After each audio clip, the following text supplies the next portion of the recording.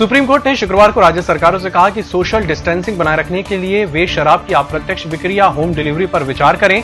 एक याचिका में सुप्रीम कोर्ट ने मांग की गई थी कि शराब की दुकानों में सामाजिक दूरी का पालन नहीं हो रहा है, दुकानें कम हैं और शराब खरीदार ज्यादा हैं। इनकी वजह से आम आदमी की जिंदगी को खतरे में नहीं डाला जा सकता। स्वास्थ्य मंत्रालय ने कहा कि 42 जिलों में 28 दिन में कोरोना का कोई केस नहीं आया। 29 जिलों में पिछले 21 दिन में, 36 जिलों में 14 दिन में और 46 जिलों में 7 दिन में कोई केस नहीं आया। रिकवरी रेट 29% हो गया है। हर 3 लोगों में एक व्यक्ति सही हो चुका है। इससे लगातार बढ़ोतरी हो रही है। महाराष्ट्र में औरंगाबाद के पास रेलवे ट्रैक पर 16 प्रवासी मजदूरों की मालगाड़ी की चपेट में आने से मौत हो गई। सभी मजदूर मध्य प्रदेश जा रहे थे। हादसा औरंगाबाद में करमाड स्टेशन के पास हुआ। घटना उस वक्त हुई जब मजदूर रेलवे ट्रैक पर सो रहे थे। 4 घायलों को अस्पताल में भर्ती कराया गया। प्रधानमंत्री नरेंद्र मोदी ने भी घटना पर दुख जताया है। मध्य प्रदेश और महाराष्ट्र सरकार ने मृतकों के परिजनों को 5-5 लाख रुपए की सहायता देने का ऐलान किया है। कोरोना वायरस का हॉटस्पॉट बने इंदौर में संक्रमण के फैलने के कारणों की तलाश इंटेलिजेंस ब्यूरो द्वारा की जा रही है। आईबी अधिकारियों का दल कोरोना पॉजिटिव मरीजों के कॉन्टैक्ट को ट्रेस कर उनकी हिस्ट्री तलाश रहे हैं। इसके लिए आईबी की टीम ने SGITS सहित कंट्रोल रूम पहुंचकर दस्तावेज लिए।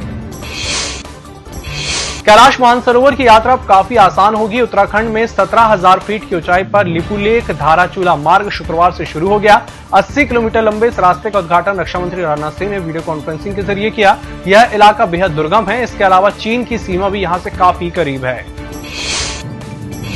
दुनिया में कोरोना वायरस से अब तक 39,16,000 से ज्यादा लोग संक्रमित हैं। 2,70,711 लोगों की मौत हो चुकी है, जबकि 13,43,054 ठीक भी हो चुके हैं।